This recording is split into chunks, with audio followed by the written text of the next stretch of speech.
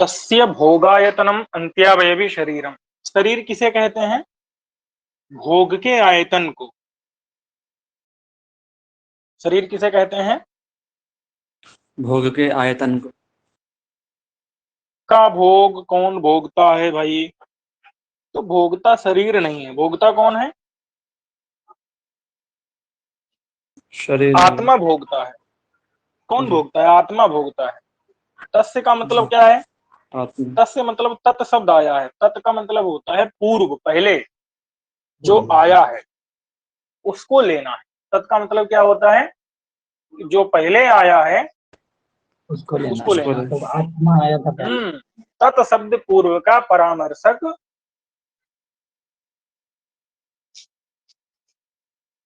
जो पहले आया है भाई। नहीं है क्या? तत् शब्द पूर्व का परामर्शक नहीं है क्या? है जी। तत् शब्द का मतलब क्या है? पूर्व का बोध कराएगा। तत् शब्द पूर्व को लेना है। पूर्व में जो आया, तो पहले कौन आया था शरीर के पहले? आत्मा। आत्मा। आत्मा आया था। तो तस्य मतलब आत्मा का भोगायतन, भोग का जो आयतन है वही, और अंत्यावयवी, अंतिम जो अवयवी है वह शरीर होता है। भोग किसे कहते हैं भैया? तो सुख दुख अन्यतर के साक्षात्कार को भोग कहते हैं। आपको साक्षात्कार का मतलब क्या होता है? देखना। साक्षात्कार मतलब क्या होता है? देखना, महसूस करना। तो आप सुख का अगर अनुभव करते हैं अथवा दुख का अनुभव करते हैं, अन्यतर मतलब होता है इन दोनों में किसी एक का अगर आप साक्षात्कार अनुभव करते हैं तो उसी को क्या कहा जाएगा? भोग। समझे कि नहीं? इसका जी। किसका अनुभव? सुख दुख का। सुख दुख का अगर आप अनुभव करते हैं तो उसको क्या कहा जाएगा? भोग। तो सुख दुख अन्यतर का साक्षात्कार ही क्या है? भोग है। भोग। तो भोग किसमें होता है? आत्मनि जायते। आत्मा। भोग किसमें होता है? आत्मा। हम्म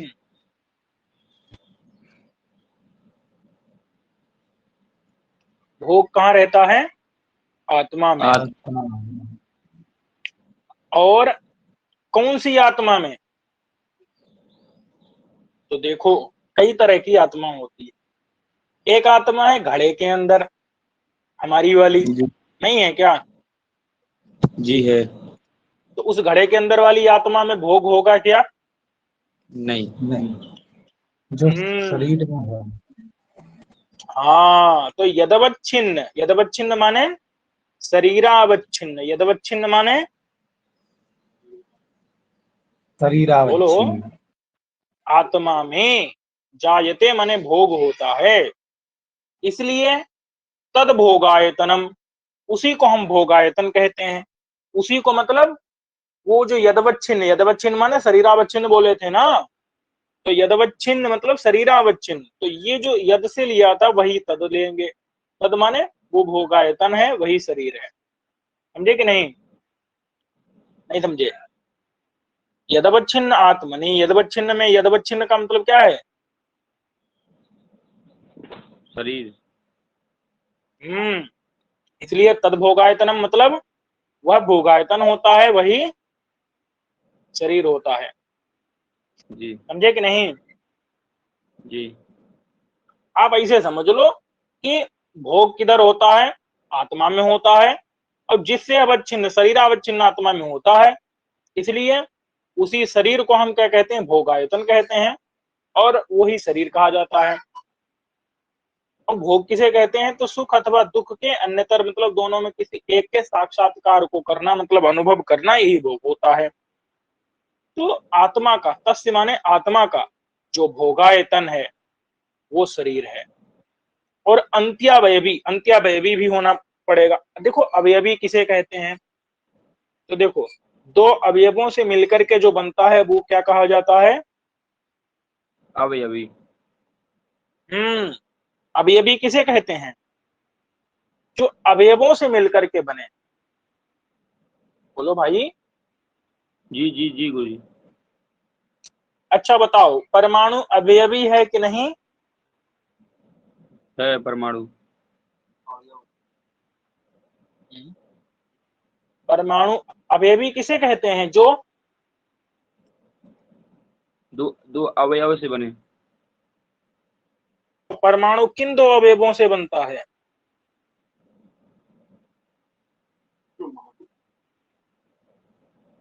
नहीं पता। नहीं बनता भाई, परमाणु निरवयव होता है, परमाणु के कोई अवयव नहीं होता। अच्छा, द्विणुक, द्विणुक कैसे बनता है? दो परमाणुओं के संयोग से। दो परमाणुओं से। तो द्विणुक अवयवी हुआ कि नहीं हुआ? जी हुआ। तो अवयवी समझे क्या होता है? जो मिलकर के बने। और अवयव क्या होता है? कि जिसे मिलाकर के अवयवी बने। समझे कि नहीं? जी।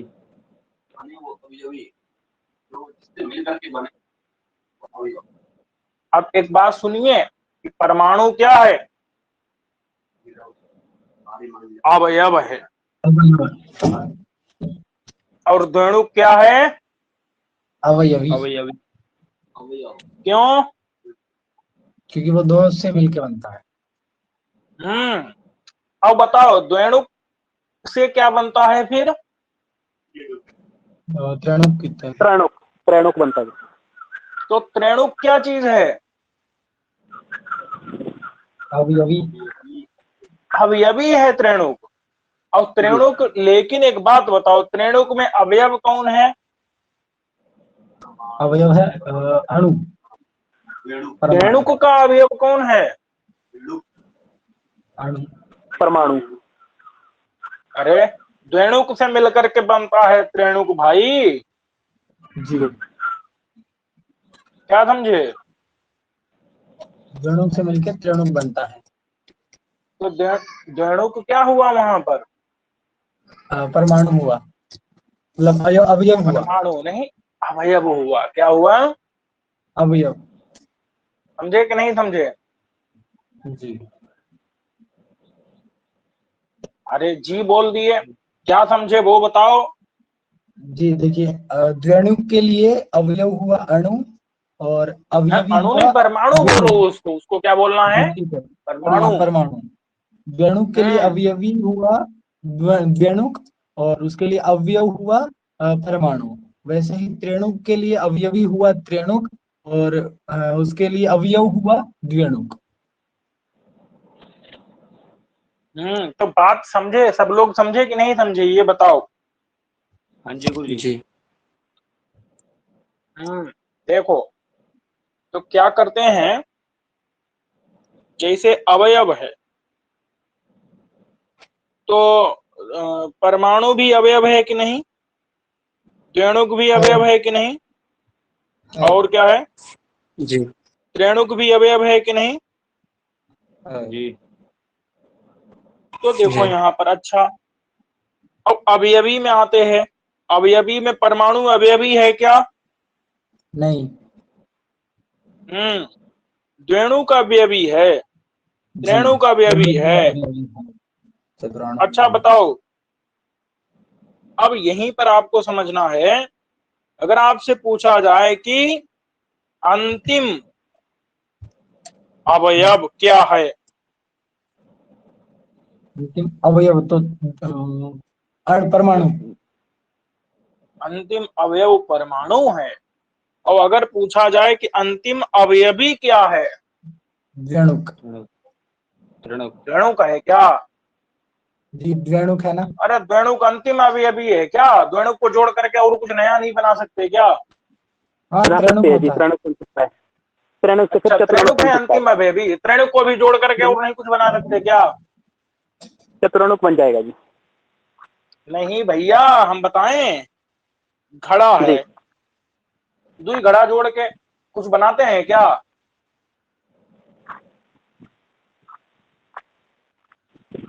बोलो बोलो। और वो पूर्ण हो चुका ऐसा बता रहे हैं क्या? हाँ, अभी जो जिसमें जिसको जोड़ करके कुछ नया नहीं बना सकते वो होता है अच्छा। अंतिम अवयवी। तो बताओ, घड़ा अंतिम अवयवी है कि नहीं है? है। और हमारा शरीर भी अंतिम अवयवी है कि नहीं? है। ऐसा तो नहीं करते कि दो शरीर को लाए जोड़ दिए बना दिए एक नया कुछ, ऐसा तो नहीं होता। नहीं, जी, ऐसा नहीं होता। तो ये यहाँ पर समझना है कि अंतिम अवयवी क्या है? घड़ा है, शरीर है। जी, तो अंत्यावयवी कौन हुआ? शरीर हो गया कि नहीं? जी हो गया। जी लेकिन अंत्यावयवी तो घड़ा भी है। जी, लेकिन अगर प्रश्न आएगा भोगायतन क्या होगा, तो भोगायतन तो फिर कौन होगा? शरीर ही होगा। शरीर। शरीरम। शरीर। तो क्योंकि घड़ा थोड़े भोग का आयतन होता है, क्योंकि घड़ावच्छिन्न आत्मा में घटावच्छिन्न आत्मा में भोग उत्पन्न होता है क्या? नहीं। किसमें होता है? शरीर में। शरीर में। अरे ऊट पटांग मत बोलो, शरीरावच्छिन्न आत्मा में होता है। जी, शरीरावच्छिन्न जी। आत्मा में शरीरावच्छिन्न आत्मा में। भोग किसमें उत्पन्न होता है? शरीरावच्छिन्न आत्मा में। घटावच्छिन्न आत्मा में भोग उत्पन्न नहीं होता। इसलिए घट अंत्यावयवी तो है लेकिन भोगायतन नहीं है। वो आत्मा का हाँ, भोगायतन भी हो और अंत्यावयवी भी हो, ऐसा कौन होता है? शरीरम। तस्य माने शरीरम। आत्मा का भोगायतन भी हो अंत्यावयवी भी हो, वो क्या होता है? शरीर। शरीर। शरीर। शरीर होता है।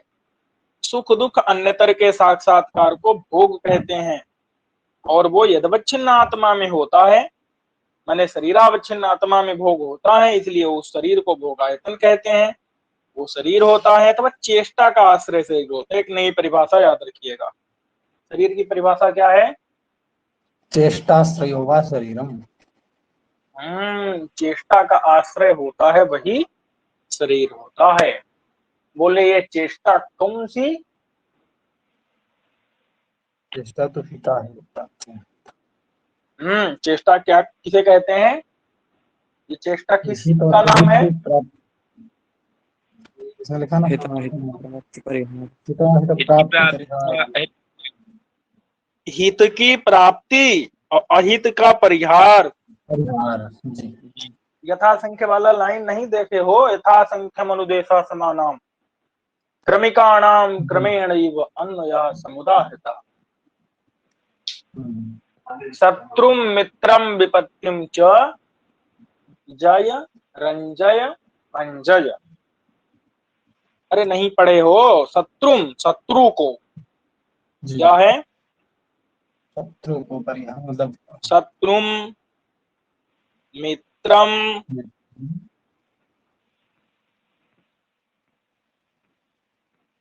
विपत्तिम च जय रंजय भंजय। अब बताओ यहाँ पर क्या करोगे?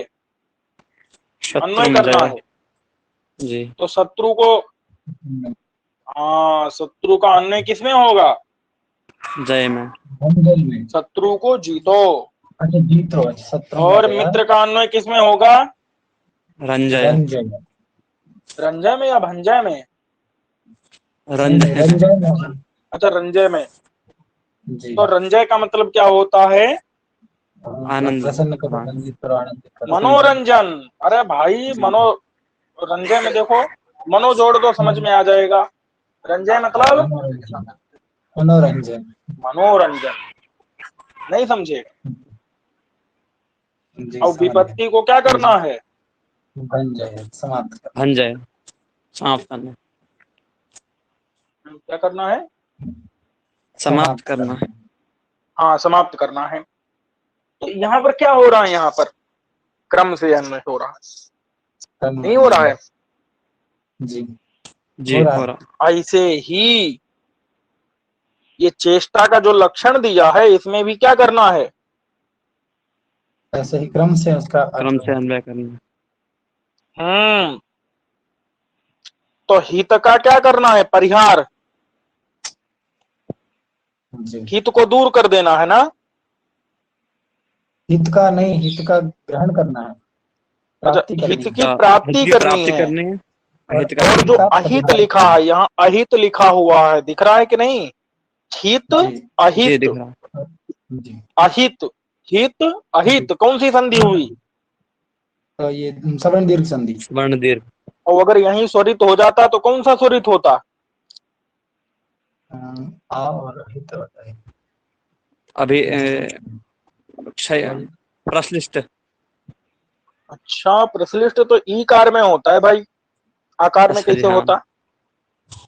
सर। तो खोज करके लाना आपने। चलो जी आगे चलते हैं। तो क्या हुआ? अहित का क्या करना है? अहित का परिहार करना है। परिहार करना है। परिहार करना है। समझ गए कि नहीं? जी। जी अहित का क्या करना है?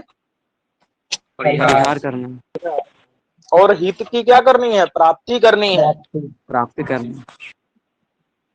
तो करनी तो है भैया, लेकिन करोगे किसके द्वारा? किसी क्रिया करके ही ना करोगे। जी अरे बिना क्रिया करे हित की प्राप्ति और अहित का परिहार होगा क्या? नहीं हो नहीं हो पाएगा। सकता। हित की प्राप्ति के लिए और अहित जी के परिहार के लिए अहित के परिहार के क्रिया लिए। करनी पड़ेगी। के लिए जो क्रिया की जाएगी उसी का नाम क्या है? चेष्टा। और उस चेष्टा का जो आश्रय होता है वही शरीर होता है। शरीर है। समझ गए? अब क्या जी समझना है इसमें? देखो, परिहारार्था, अर्था मतलब के लिए, हित की प्राप्ति के लिए और अहित के परिहार के लिए की जाने वाली क्रिया को चेष्टा कहते हैं। कोई कहे चेष्टा माने केवल हिलना डुलना, स्पंदन, कांपना, हिलना डुलना, ये सब नहीं होता है। ये होता है क्या चेष्टा माने? नहीं नहीं। होता। केवल हिलना डुलना कांपना ये सब नहीं है चेष्टा माने। चेष्टा मतलब क्या है? हित चेष्टा की का मतलब होता है हित की प्राप्ति प्राप्ति और अहित के परिहार के लिए की जाने वाली क्रिया को चेष्टा कहते हैं। और चेष्टा का आश्रय को, मतलब वो चेष्टा जिसके अंदर होती है उसको शरीर कहते हैं। शरीर कहते हैं। जी। समझे कि नहीं? जी समझ गए। तो क्या क्या हो गया? आत्मा और शरीर, शरीर। चेष्टा। अब है इंद्रिय। ये चल क्या रहा है आखिरकार? प्रामाण्य नहीं चल रहा है। प्रमेय, अच्छा, प्रमेय चल रही है। प्रमेय चल रहा है। ये क्या चल रहा है? प्रमेय। प्रमेय चल रहा है। समझे कि नहीं? जी क्योंकि एक सूत्र था न्याय शास्त्र का, जी प्रमाण, प्रमेय, प्रमाण, प्रमेय, संशय, प्रयोजन, दृष्टांत, सिद्धांत, संशय, अवयव तर्क, प्रयोजन, दृष्टांत, सिद्धांत, सिद्धांत, अवयव तर्क, निर्णय, वाद, जल्पन, कंडा, हेपावह, छल, जाति, निग्रह स्थान। हाँ भाई एक बार फिर से भी गिनवाओ हमको। प्रमाण, प्रमेय, संशय, प्रयोजन, फिर दृष्टांत, सिद्धांत, अवयव, तर्क। अवयव के बाद क्या था? तर्क। तर्क। जी। भाई हमको बताओ यार, हम भूल गए हैं। शुरुआत से एक बार फिर से बताओ धीरे धीरे। जी। प्रमाण, प्रमेय, प्रमेय, संशय, प्रयोजन, प्रयोजन, दृष्टांत, दृष्टांत, सिद्धांत, सिद्धांत, अवयव, अवयव, तर्क। तर्क। हाँ, फिर निर्णय, निर्णय, वाद, वाद, जल्प, जल्प, वितंडा, वितंडा, हेत्वाभास, हेत्वाभास, छल, जाति और निग्रह स्थान। जाति, निग्रह स्थान। जी। ठीक है। तो भाई इनको आप लोग देखिएगा, इसी में प्रमाण पहले हो चुके हैं। चत्वार्येव प्रमाणानि युक्ति लेशोक्ति पूर्वकम, कुछ पहले कहा था। अब प्रमेय जो है कितने हैं भैया? 12। हो गया 12। 12 प्रमेय हैं। कौन कौन से हैं, याद हैं?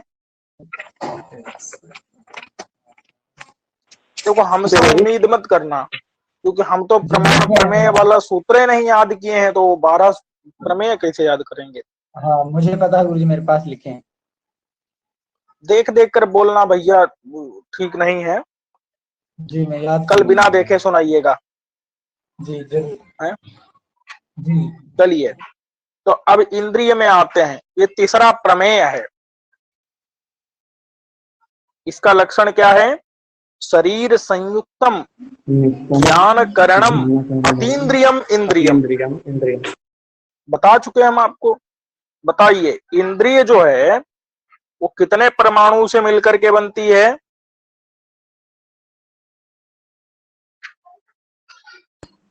बोलो।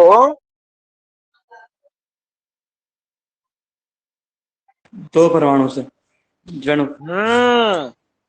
2 परमाणु से क्या बनती है? एक इंद्रिय। इंद्रिय।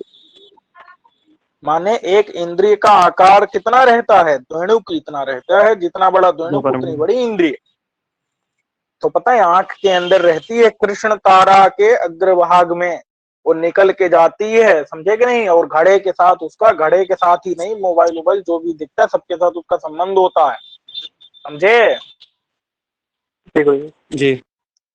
नहीं तो अगर कोई कहे, जैसे मान लो इंद्रिय हो गई कौन सी हमारी? चक्षुर इंद्रिय। क्या हो गई? चक्षुर इंद्रिय। चक्षुर इंद्रिय कहाँ पर है बताओ? कृष्ण तारा अग्रवर्ती।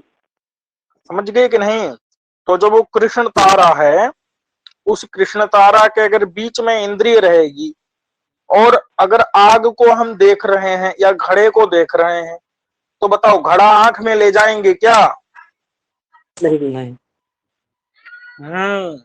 अपितु वो जो वहां पर द्वैणुक रूप जो है वो वही घड़े के पास निकल करके इंद्रिय चली जाती है, समझे कि नहीं? और वस्तु को प्राप्त करके उसका प्रकाश कर देती है, समझे कि नहीं समझे? जी। और कौन सी है? कौन कौन सी इंद्रिय है? ऐसे त्वगिंद्रिय है, वो भी द्वैणुक रूप है। और श्रोत्र है, लेकिन श्रोत्र भैया द्वैणुक रूप नहीं है। ये एक दो इंद्रियां ऐसी हैं वो द्वैणुक रूप नहीं है। एक तो कौन सी है? श्रोत्र। श्रोत्र है आकाश। श्रोत्र क्या चीज है? कान के अंदर का आकाश। और आकाश में कोई टुकड़ा नहीं होता। आकाश में कोई टुकड़े नहीं होता, तो दोनों को परमाणु आकाश के कहां से मिलेंगे भाई? जी। और एक इंद्रिय है मन, और मन इंद्रिय का कितना बड़ा आकार है?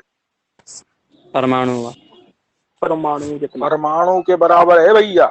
मन इंद्रिय कोई द्वैणुक रूपा नहीं है।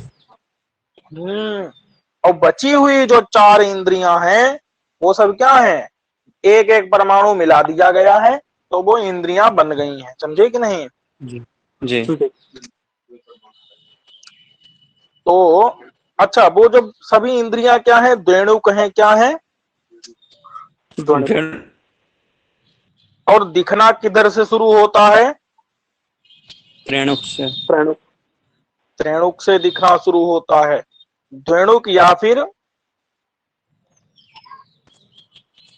द्वैणुक या फिर परमाणु नहीं दिखाई देते। नहीं दिखाई देता है। और आकाश भी नहीं दिखता है, तो कान के अंदर वाला आकाश वो भी नहीं पता चलेगा, और न परमाणु रूपी जो मन है वो भी पता चलेगा, और ना तो द्वैणुक रूपी और सब इंद्रियां वो भी नहीं पता चलेंगी। तो इसका मतलब है कि कोई भी इंद्रिय से ग्राह्य नहीं होती, यानी अतीन्द्रिय होती है। क्या होती है? इंद्रियां होती हैं। क्या होती है? इंद्रिय अतीन्द्रिय होती हैं, इंद्रियों से परे। अतीन्द्रिय होती है, और अतीन्द्रिय पदार्थों का प्रत्यक्ष तो हो नहीं सकता, तो उनका क्या होता है? अनुमान। अनुमान होता है। समझे कि नहीं? जी। अनुमान कितने प्रकार का होता है सांख्य के अनुसार? 3 प्रकार का। कौन कौन सा? शेषवत, पूर्ववत, शेषवत, सामान्य तो दृष्ट। पूर्ववत, शेषवत, सामान्य तो दृष्ट। ध्यान दीजिएगा, इससे प्रथम प्रश्न पत्र में भी प्रश्न आ सकता है। आ चुका है भाई। जी। तो पूर्ववत में क्या करते हैं? कारण को देख करके या कार्य को देख करके क्या करते हैं? कारण का या कार्य का अनुमान करते कारण हैं। को देख करके कार्य का अनुमान। अच्छा, पूर्ववत में कारण को देख करके, कौन सा कारण? जैसे बादल को देखेंगे तो वृष्टि का अनुमान कर लिया जाएगा। ये किसका उदाहरण होगा? पूर्ववत का। अच्छा, वो अगर कीचड़ देखे तो बारिश का अनुमान होगा, वो किसका होगा? शेषवत का। शेषवत। होगा कि नहीं होगा? जी। हाँ जी, होगा।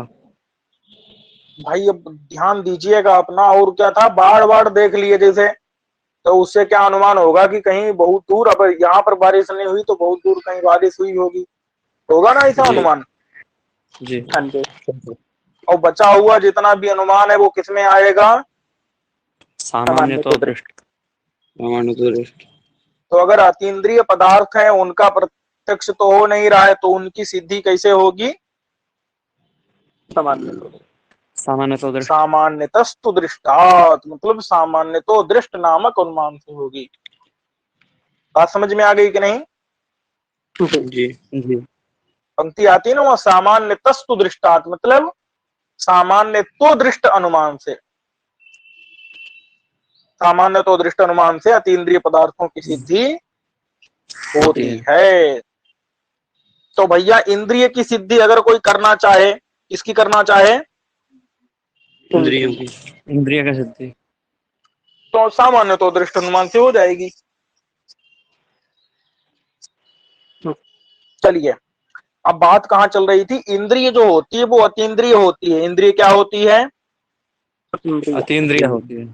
क्यों होती है वो मैं बता दिया आपको।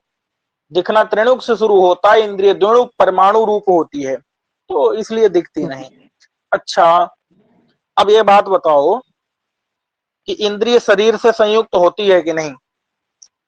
जी होती है। बताओ। तो इंद्रिय जो है वो त्वचा में रहेगी, शरीर से जुड़ी है कि नहीं? वो चक्र नकारा के अग्रभाग में रहेगी। चक्षुर इंद्रिय होगी तो उधर शरीर से ही संयुक्त है ना? जी है।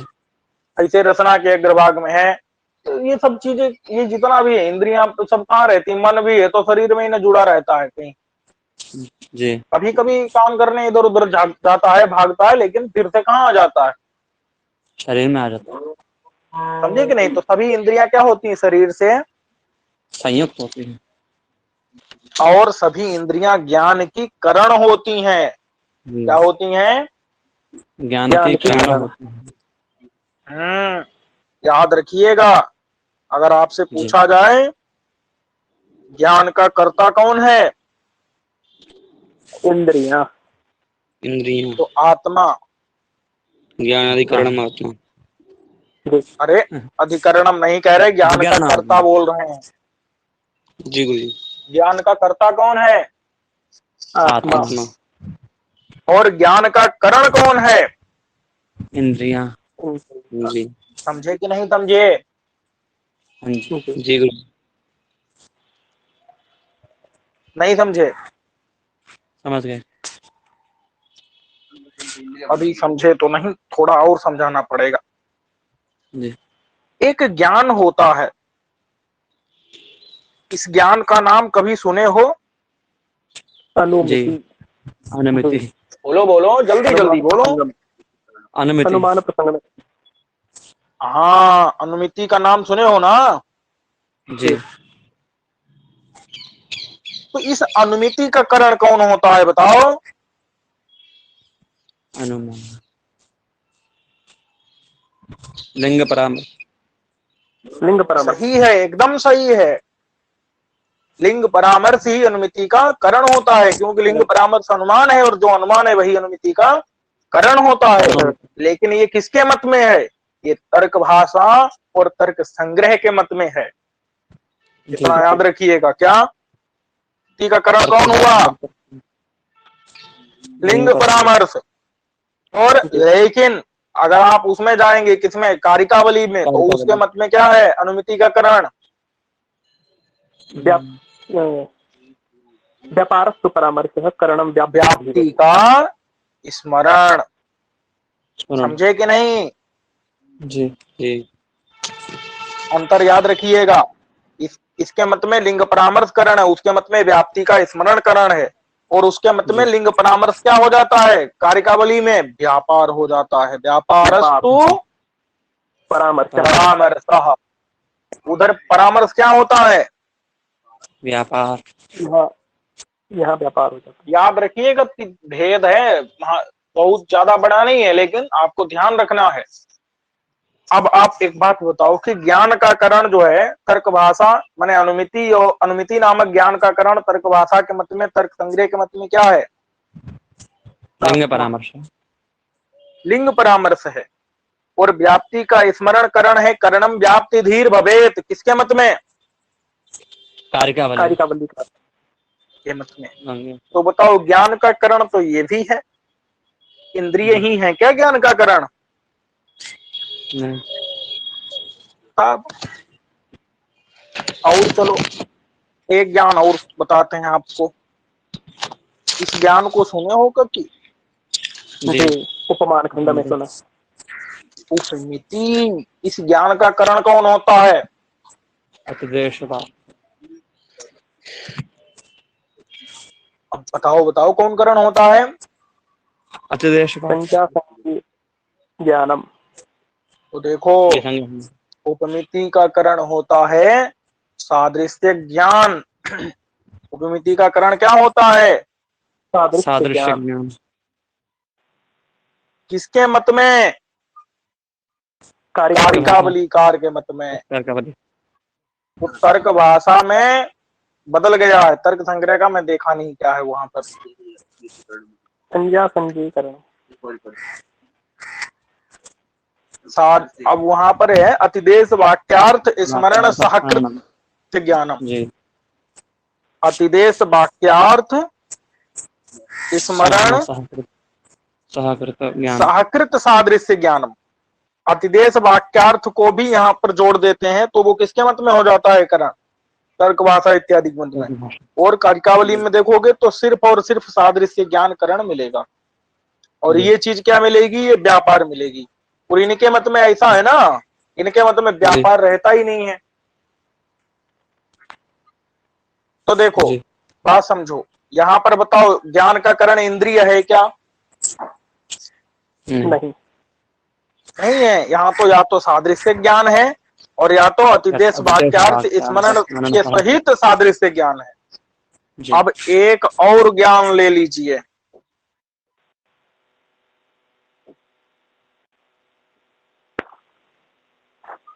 शाब्द बोध। इसमें कौन करण है बताओ? आप तो पद ज्ञानम तो कर शब्द। हाँ, शब्द खंड नहीं याद किए? पद ज्ञानम तो परम द्वारम तत्पदार्थधीः शाब्द बोध फलम तत्र शक्तिधीः सहकारिणी। तो शाब्द बोध में करण कौन होता है? पद ज्ञान। पद ज्ञानम। तो एक बात बताओ, यहाँ पर हमने करण ये कौन कौन थे? मिति में जो है लिंग परामर्श या फिर व्याप्ति ज्ञान को, उपमिति में अधिदेश वाक्यार्थ सहकृत सादृश्य ज्ञान या सिर्फ सादृश्य ज्ञान को, शाब्द बोध में पद ज्ञान को, उपमिति में सादृश्य ज्ञान को, अनुमिति में व्याप्ति ज्ञान को। तो ज्ञान ही ज्ञान करण हो रहे हैं कि नहीं हो रहे हैं? कितने सारे ज्ञान ही ज्ञान करण हो गए कि नहीं हो गए? जी हो गए। और इधर कह रहे थे कि क्या ज्ञान का करण कौन होता है? इंद्रिय। इंद्रिय। यहाँ तो ज्ञान करणम इंद्रियम बता रहे थे। शरीर संयुक्त जी। हो ज्ञान करण, ज्ञान का करण हो अतीन्द्रिय हो, वो इंद्रिय होता है। तो अतीन्द्रिय ठीक जी। है, शरीर संयुक्त, जी। लेकिन ज्ञान का करण इंद्रिय देखो होता है। इसका होता है प्रत्यक्ष ज्ञान का करण होता है। किसका? प्रत्यक्ष ज्ञान का। प्रत्यक्ष ज्ञान का करण कौन होता है? इंद्रिय। इंद्रिय। समझे कि नहीं समझे? जी। अच्छा एक बात बताओ अब हमको, अगर मान लो इस लक्षण में हम इतना हटा दें, सिर्फ इतना ही कहें अतीन्द्रियम इंद्रियम, क्या कहें? अतीन्द्रियम इंद्रियम। तो बताओ काल अतीन्द्रिय है कि नहीं? जी। अतीन्द्रिय है। तो वो भी इंद्रिय बनने लगेगा कि नहीं? हाँ जी। जी। यही लिखा है अतीन्द्रियम इंद्रियम, इतना उच्च माने मने अगर तो कालादि भी क्या हो जाएंगे? इंद्रिय हो प्रसंग। इंद्रिय हो जाएंगे। क्यों? क्योंकि कालादि भी क्या है? अतीन्द्रिय है। इंद्रिय है। इंद्रिय है। अगर आप इंद्रिय का इतना ही लक्षण करोगे, कितना? अतीन्द्रियम इंद्रियम। इंद्रियम नहीं, इंद्रिय, इंद्रिय का सिर्फ इतना ही लक्षण करोगे, अतीन्द्रियम इंद्रियम, इंद्रियम। इतना ही लक्षण करोगे, तो जो जो अतीन्द्रिय है वो क्या होगा? इंद्रिय हो इंद्रिय हो जाएंगे। समझे कि नहीं? जी। तो काल आदि भी अतीन्द्रिय हैं, तो वो भी इंद्रिय होने लगेंगे। इसलिए कहते हैं ज्ञान करण। अब देखो फिर ज्ञान करण इसलिए कहना चाहिए, क्या कहना चाहिए? ज्ञान करण। तो बताओ ज्ञान का करण है क्या काल आदि? नहीं। नहीं। नहीं है, इसलिए वारण हो जाता है। मतलब हमको कितना कहना पड़ेगा? शरीर संयोग ज्ञान करणम अतीन्द्रियम, ये तो वारण हो जाएगा। लेकिन फिर भी एक समस्या है क्या कि प्रत्यक्ष खंड जब पढ़ा रहे थे तब पता है ज्ञान प्रत्यक्ष ज्ञान के कारण, प्रत्यक्ष ज्ञान के कारण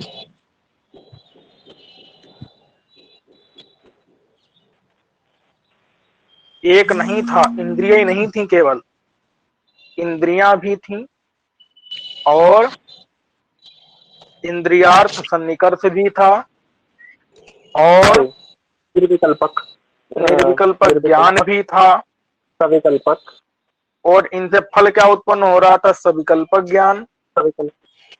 और उससे क्या उत्पन्न हो रहा था? हान उपादान उपेक्षा बुद्धि। तो ये प्रत्यक्ष जो पढ़े थे तब हमने देखा था कि इंद्रिय, इंद्रियार्थ सन्निकर्ष और निर्विकल्पक ज्ञान, ये तीनों करण थे। समझे कि नहीं? और ये तो अतीन्द्रिय भी हैं, ये अतीन्द्रिय भी हैं, क्योंकि निर्विकल्पक ज्ञान तो अतीन्द्रिय होता है कि नहीं होता है? लिखा है, स्पष्ट लिखा है, ज्ञानम यन्निर्विकल्पाख्यम तदतीन्द्रियम स्थिते। कहाँ लिखा है? कारिकावली में लिखा है। और जो इंद्रियार्थ सन्निकर्ष हैं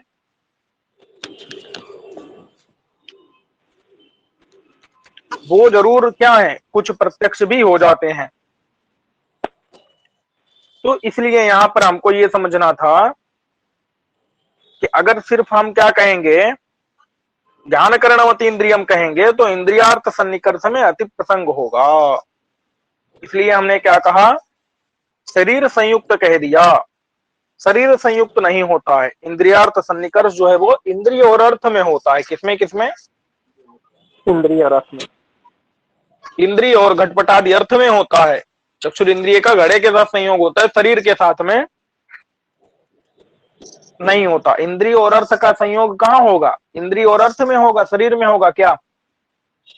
नहीं होता। इसलिए शरीर संयोग, तो शरीर के साथ संयोग किसका होगा? इंद्रिय का होता है। इंद्रिय और अर्थ के जो संयोग है उसका संयोग थोड़ी होता है शरीर के साथ में। इसलिए शरीर संयुक्तम कहने से वारण हो जाता है।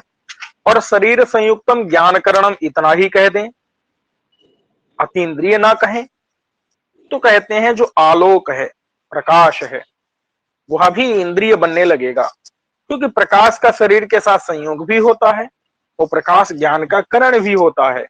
इसलिए आलोक मतलब प्रकाश भी इंद्रिय होने लगेगा। इसलिए क्या कह दिया, अतीन्द्रिय। और प्रकाश अतीन्द्रिय नहीं है, इंद्रिय ही है। वह अतीन्द्रिय नहीं है, इंद्रिय जन माने इंद्रिय जन्य प्रत्यक्ष का विषय ही है। नहीं समझे? प्रकाश अतीन्द्रिय नहीं है, इंद्रिय ग्राह्य ही है भाई।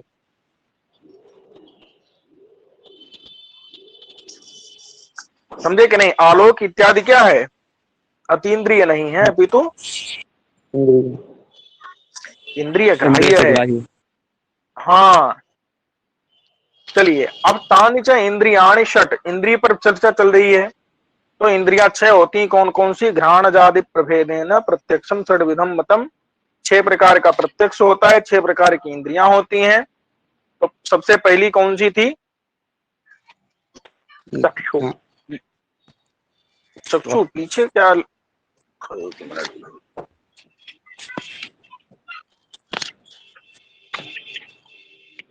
ये तो घ्राण लिखा हुआ है, कुछ कट रहा है क्या?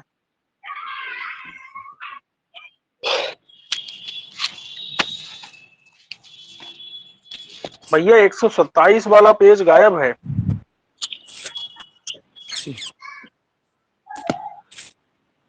अब क्या किया जाए? ये वाली पढ़ लेते गुरु जी, तो आगे जी। उपाय निकालते हैं, 1 मिनट रुकिए।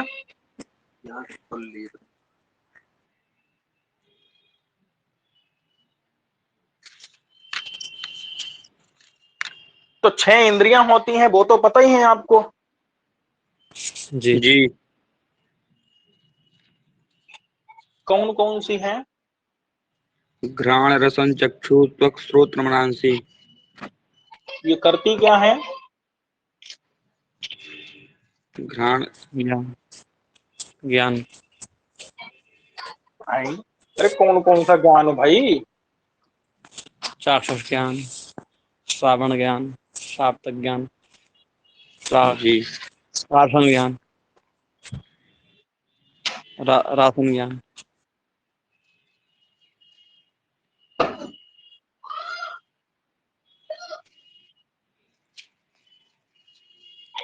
चलिए यही लिखा होना चाहिए। 1 मिनट।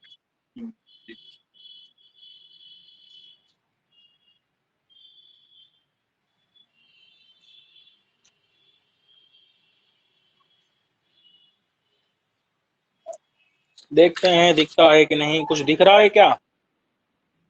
जी दिख रहा है। तो तानि च इंद्रियाणि षट, घ्राण रसन चक्षु त्वक श्रोत्र, तो श्रोत्र लिख दिया है। चलिए श्रोत्र और मनांसी समझ गए कि नहीं? घ्राण है, रसन है, चक्षु है, त्वक है, श्रोत्र है और मन, इतनी इंद्रियां होती हैं। कोई समस्या है? नहीं गुरुजी। घ्राण किसे कहते हैं? गंधोपलब्धि साधनम इंद्रियम। गंध की उपलब्धि, आपको गंध की उपलब्धि किस इंद्रिय के द्वारा होती है? घ्राण के द्वारा। तो गंध की उपलब्धि का साधन जो इंद्रिय है वही घ्राण है। और ये किधर रहती है भैया? नासा के अग्रभाग में रहती है। नासा का अग्रभाग पता है ना? जी देख लेना अपना, है कि नहीं? है गुरुजी। है जी। तब ठीक है। तो नासा है अगर, तो फिर अग्रभाग भी होगा ही, उसका खोज लेना। तच्च, तच्च मतलब होता है घ्राण इंद्रिय। तच्च माने क्या है? घ्राण इंद्रिय। वो घ्राण इंद्रिय बताओ कैसी है? नासाग्रवर्ती। ये नासाग्रवर्ती तो है ही है, पार्थिव क्या है? पार्थिव है। जो नासा के अग्रभाग में जो घ्राण इंद्रिय है वो पृथ्वी के दो परमाणुओं को मिला करके क्या बनी है? घ्राणेन्द्रिय। घ्राणेन्द्रिय बनी हुई है, समझे कि नहीं? घ्राणेन्द्रिय की बात की जाए तो घ्राणेन्द्रिय में क्या है? दो टुकड़े हैं, दो पृथ्वी के परमाणु मिले हुए हैं, उन्हीं से क्या मिलकर के बनी है? घ्राणेन्द्रिय। समझे कि नहीं? ये द्विणुक रूप है। और ये क्या है? घ्राणेन्द्रिय पृथ्वी से बनी है, पृथ्वी के दो परमाणुओं से। क्यों? क्योंकि घ्राणेन्द्रिय में कौन सी चीज रहती है? घ्राणेन्द्रिय में गंध रहती है। क्या रहती है घ्राणेन्द्रिय में? गंध। अच्छा, घ्राणेन्द्रिय में गंध क्यों रहती है? रसनेन्द्रिय में गंध क्यों नहीं रहती? क्यों? क्योंकि ये गंध का ग्रहण कराती है भाई। गंध की उपलब्धि किसके द्वारा होगी? घ्राणेन्द्रिय। इसका मतलब है इसमें गंधवत्व मानना पड़ेगा, समझे कि नहीं? जी। गंधवत्व, गंध क्यों मानना पड़ेगा? क्योंकि गंध की क्या है? ग्राहक है। तो पार्थिव इंद्रिय है, क्यों? गंधवत्वात्, गंध की माने गंध वाली है ये, नहीं समझे? घ्राणेन्द्रिय। और घटवत, घड़े की तरह, जैसे घड़ा गंध वाला है, वैसे ये भी क्या है? गंध वाली है। और इसीलिए ये क्या है? पार्थिव है। ये क्यों गंध वाली है? क्योंकि गंध की क्या है? ग्राहकत्वात्, गंध की ये ग्राहक है, गंध की उपलब्धि इससे होती है। और यदिन्द्रियम रूपादिषु पंचसु मध्ये यम गुणम ग्राहयति, नियम याद रखिएगा, जो इंद्रिय रूपादि पांच के मध्य में जिस गुण को ग्रहण करती जी, वह इंद्रिय उस गुण से संयुक्त होती है। जैसे चक्षु किसका ग्रहण करती है? रूप का ग्रहण करती है। इसका मतलब चक्षु क्या होती है? रूप वाली होती है। चक्षु में क्या रहेगा? रूप रहता है। तो नियम क्या समझे? पहले तो नियम बता दो। अगर आपकी इंद्रिय चक्षुर इंद्रिय है तो चक्षुर इंद्रिय बताओ किस रूप वाली होगी, माने किस गुण वाली होगी? रूप करने वाली। रूप गुण वाली होगी। क्यों? क्योंकि रूप उसमें रहता है। क्योंकि ये रूप का ग्रहण कराती है। जी। नहीं समझे? जी। जो भी इंद्रिय है, जैसे आपकी रसन इंद्रिय है, रस के दो परमाणुओं को मिलाकर के क्या बना दी? रसनेन्द्रिय, जो जिह्वा के अग्रभाग में है। तो बताओ उसके अंदर क्या रहता है? रसनेन्द्रिय में क्या रहता है? रस रहता है। क्यों रस रहता है? क्योंकि ये रस का ज्ञान कराती है। ग्राहक है, इसकी जल के दो परमाणुओं से बनी है, समझे कि नहीं? जी। और जैसे श्रोत्र इंद्रिय है, तो श्रोत्र इंद्रिय किसका ज्ञान कराती है? शब्द का ज्ञान कराती है। हाँ, इसलिए वो क्या होती है? शब्द गुण वाली होती है। जी। शब्द गुण वाली होती है कि नहीं? जी होती है। ऐसे ही आपकी इंद्रिय क्या है? त्वगिंद्रिय है। त्वगिंद्रिय किससे बनी हुई है? स्पर्श ग्राहक। वायु के दो परमाणुओं से। त्वगिंद्रिय किससे बनी है? वायु के दो परमाणु। तो ये किसका ग्रहण कराती है? वायु के दो परमाणुओं से बनी हो, और ये स्पर्श का ग्रहण कराती है। इसका मतलब इसके अंदर भी क्या होगा? स्पर्श गुण रहता है। स्पर्श होगा। जो इंद्रिय जिस गुण का ग्रहण कराती है वो इंद्रिय उस गुण वाली होती है। लेकिन एक है मन इंद्रिय भैया। तो मन इंद्रिय में पहली बात दो परमाणु होते हैं क्या? नहीं होते। मन इंद्रिय स्वयं एक परमाणु रूप ही है, और वो जिन ज्ञानादि का ग्रहण कराती है उन गुणों वाली मन इंद्रिय नहीं होती है। मन है ज्ञान इच्छा इत्यादि का ग्रहण तो करवाती है, लेकिन ज्ञान इच्छा इत्यादि मन में नहीं रहते। वो कहाँ रहते हैं? आत्मा में रहते हैं। क्योंकि मन इंद्रिय ना असल में सबका ज्ञान करवाती है। इसलिए ज्ञान करवाने के आधार पर मन इंद्रिय के अंदर गुणों का स्थिति नहीं माना जाता। तो ये आपको ध्यान देना है। ये नियम आप थोड़ा सा याद रखिएगा कि जो इंद्रिय रूपादि पांच में, सभी ज्ञान इच्छा इत्यादि में नहीं जाना है आपको, सिर्फ रूपादि पांच में यम गुणम गृह्णाति, जिस गुण को ग्रहण करती है वह इंद्रिय उस गुण से युक्त मानी जाती है। जैसे चक्षुर इंद्रिय किसका ग्रहण करती है? रूप ग्राहकम, रूप का ग्रहण ग्रहण करती है। करती है, इसलिए चक्षुर इंद्रिय किससे? रूप गुण से युक्त रूप मानी गुण वाली है। जाएगी। जी अरे जिसके अंदर जो गुण होगा वही ना उस गुण को ग्रहण कर सकेगा। जी जो जिस गुण को नहीं ग्रहण कर सकता उसके अंदर वो गुण होगा क्या? नहीं होगा। अगर आप किसी का गुण ग्रहण करोगे तो इसका मतलब है कि आपके अंदर वो गुण या तो हो जाएगा या तो है। नहीं समझे? किसी गुण का अगर आप ग्रहण करोगे तो क्या होगा? वो गुण इंद्रिय में है, या तो है आपके अंदर या तो फिर नहीं है। या तो हो जाएगा। अगर कभी नहीं हो सकता आपके अंदर तो आप ग्रहण नहीं कर सकते। यही बात है, इसलिए याद रखिएगा। चलिए अब आते हैं रसनेन्द्रिय में। अच्छा बताओ, रसनेन्द्रिय किसकी उपलब्धि का साधन है? रस का। रस की उपलब्धि का साधन है। रस के उपलब्धि का साधन इंद्रिय क्या है? रसन इंद्रिय। और रसनेन्द्रिय कहाँ पर रहती है? जिह्वाग्रवर्ती, जिह्वा के अगले भाग में। और ये बनती किससे है? रस से, जल से। आप्यम। आप्यम का मतलब होता जल है के 2 परमाणु। जल के 2 परमाणु मिला दिए तो क्या बन जाएगी? रसनेन्द्रिय बन जाएगी। रसनेन्द्रिय बन जाएगी। और आप्य क्यों है? क्योंकि ये रसवत्वात, रस वाली है ना ये। जी इसलिए आप रस वाली क्यों है? क्योंकि ये रसवत्व इसलिए है इसमें, रसवत्वंच माने रस वाली इसलिए है क्योंकि रूप आदि 5 के मध्य में ये रस की ही अभिव्यंजक है। किसकी है? रस की है अभिव्यंजक है। माने रस की ही उपलब्धि करवाती है रूप आदि 5 के मध्य में। रूप आदि 5 के मध्य में किसी अन्य का भी अभिव्यक्ति करवाती है क्या? नहीं। बात समझ में आई कि नहीं? अरे रूपादि 5 के मध्य में ये रस का ही अभिव्यंजन अभिव्यक्ति करवाती है। रूपादि माने अन्य किसी की अभिव्यक्ति नहीं करवाती। समझे कि नहीं? जी और रूपोपलब्धि साधनम इंद्रियम चक्षु।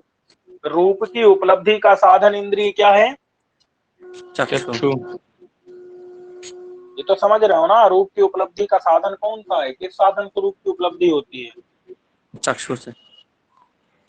तो रूप की उपलब्धि माने रूप का प्रत्यक्ष ज्ञान चक्षुर इंद्रिय से होता है। चक्षुर इंद्रिय कहाँ रहती है? कृष्ण ताराग्रवर्ती, कृष्ण तारा के अग्रभाग में। और चक्षुर इंद्रिय किससे बनी हुई है? तेज के तेज से 2 परमाणुओं से। 2 परमाणु मिला दिए तो बन जाएगी चक्षुर इंद्रिय। और क्यों? क्योंकि रूप आदि 5 के मध्य में ये किसकी अभिव्यंजक होती है? किसका बोध कराती है? किसका प्रत्यक्ष कराती है? रूप का। रूपस्यैव अभिव्यंजकत्वात्, रूप का ही ये प्रत्यक्ष कराती है। प्रदीपवत, जैसे जो प्रदीप होता है ना वो भी तेज से ही बनता है ना, क्योंकि वो रूप का ही अभिव्यंजक होता है प्रदीप। अब ऐसे त्वगिंद्रिय देखो, त्वगिंद्रिय क्या करती है? स्पर्श उपलब्धि साधनम। स्पर्श की उपलब्धि किस इंद्रिय से होती है? त्वगिंद्रिय से। और त्वगिंद्रिय सर्व शरीर व्यापी। त्वगिंद्रिय कहाँ रहती है? सर्व शरीर व्यापी, संपूर्ण शरीर में व्याप्त है। और त्वगिंद्रिय जो है किससे बनी हुई है? वायु के 2 परमाणुओं को मिला दिया तो क्या बन जाएगी? त्वगिंद्रिय। और वायवीयम मतलब वायु से निर्मित है। और ये क्या करती है? रूपादि 5 के मध्य में सिर्फ किसकी अभिव्यंजक होती है? स्पर्श ही होती है। जैसे अंग संगी सलिल। अंग में, अंग मतलब शरीर में अगर संगी मतलब लगा हुआ, जो सलिल माने पानी है, वायु वो क्या करता है? पानी से। जैसे वो शैत्य का अभिव्यंजन, हाँ, उस पानी की शीतलता का अभिव्यंजन कौन कराता है? वायु। वात कराता है, वायु कराता है।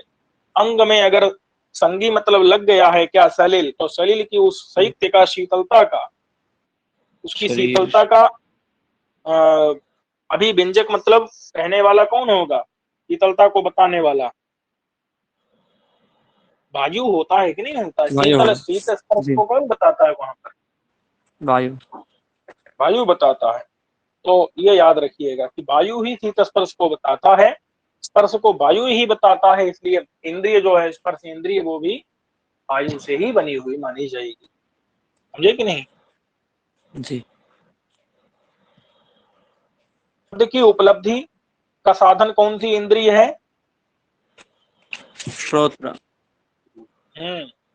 और श्रोत्र इंद्रिय पता है कुछ अलग नहीं है, आकाश ही है जी। श्रोत्र इंद्रिय। जी। कौन सा आकाश? जो कर्ण सस्कुली अवच्छिन्न। अवच्छिन्न। मतलब कान के अंदर जो आकाश छिद्र है, वही आकाश क्या है? श्रोत्र इंद्रिय है। वो कोई दूसरा द्रव्यांतर माने कोई दूसरा अलग थलग कोई द्रव्य हो ऐसी बात नहीं है। नहीं। शब्द गुण बात, क्योंकि उसमें कौन सा गुण रहता है? शब्द गुण रहता है। क्यों रहता है? क्योंकि वो क्या है? शब्द का ग्राहक है। ग्रहण करता है। ग्राहक है, और जो जिसका ग्राहक होता है उसके अंदर जी। वो गुण रहता है विद्यमान। यदि इंद्रियम रूपादिषु पंचसु मध्ये, जो इंद्रिय रूपादि पांच के मध्य में यद गुण व्यंजकम, जिस गुण की व्यंजक होती है, जिसकी ग्राहक होती है, वो इंद्रिय उस गुण से संयुक्त मानी जाती है। जैसे जी। चक्षुरादि है, रूप का ग्राहक है, इसका मतलब रूप से युक्त होगा। शब्द का ग्राहक है श्रोत्र, इसलिए वो भी क्या होगा? शब्द गुण वाला होगा कि नहीं श्रोत्र इंद्रिय? जी हो। और मन इंद्रिय कैसी है? तो सुखादि उपलब्धि साधनम इंद्रियम मनः। सुखादि की आपको जो उपलब्धि होती है तो उसका साधन इंद्रिय क्या है? मन है। देखिए भैया, पढ़ना जरूरी है, नहीं तो प्रश्न आएगा और आपको उत्तर नहीं आएगा। चलिए, जी। मन जो है क्या है? अणु परिमाणम। अणु मतलब परमाणु। मन का परिमाण जी। मतलब लंबाई चौड़ाई मोटाई कितनी बड़ी है? अणु है। अणु माने अणु परमाणु की तरह। एक परमाणु। परमाणु की तरह। अणु का मतलब गणुक भी होता है, यहाँ अणु का मतलब क्या समझना है? एक परमाणु परमाणु। समझना। और ये मन रहता कहाँ पर है भाई? हृदयांतरवर्ती। हृदयांतरवर्ती, हृदय के अंदर मन रहता है। मुझे कि नहीं? जी। कहते हैं एक बात बताओ कि चक्षुरादि इंद्रिय के सद्भाव में, सत्ता में, चक्षुर इत्यादि जो जी। इंद्रियां हैं उन इंद्रियों के सद्भाव माने सत्ता में किम प्रमाण है? क्या प्रमाण है? जी। चक्षुरादि इंद्रियां हैं, इनकी सत्ता में, इनके जी। सद्भाव में क्या प्रमाण है? तो बता रहे हैं अनुमानम एवं। इंद्रियों की सत्ता में अथवा इंद्रियां हैं इस बात में क्या प्रमाण है? अनुमान ही प्रमाण है। अच्छा, इंद्रियां क्या है? करण है कि नहीं है? जी का प्रत्यक्ष की करण है। तो जो रूपादि की उपलब्धि होती है उस उपलब्धि की करण कौन है? इंद्रियां हैं। जी। तो रूपादि की उपलब्धि जो है वो करण से साध्य होगी कि नहीं? करण यानी इंद्रियों से ही जी। सिद्ध होगी, करण जी। साध्य है। क्योंकि जी। रूपादि की जो उपलब्धि है वो क्रिया है। रूपादि की उपलब्धि क्या है? ये क्रिया क्रियात्मक है। माने क्रिया है। जैसे छिदी क्या होती है? छेदन, काटना। क्षति क्रिया है। तो उसका करण होता है कि नहीं? परशु। जी होता है। बिना परशु करण के छिदी क्रिया हो सकती है क्या? नहीं संभव। तो ऐसे रूपादि की उपलब्धि भी क्या है? क्रिया है, और क्रिया जो होती है वो हमेशा करण से साध्य होती है। इसका मतलब है जी। कि रूपादि की उपलब्धि जो है उसके लिए हमको इंद्रिय रूपी करण को मानना पड़ेगा। पड़ेगा। समझ गए कि नहीं? जी।